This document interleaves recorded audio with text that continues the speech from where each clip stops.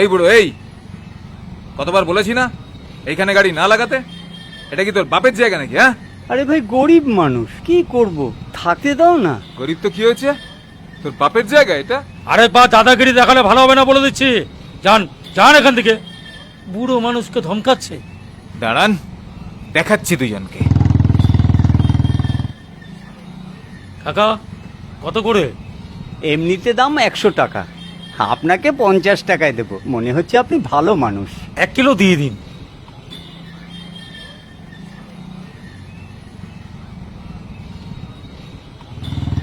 চল ভাই, চল।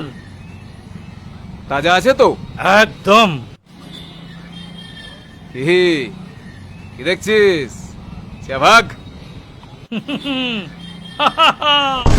কি hore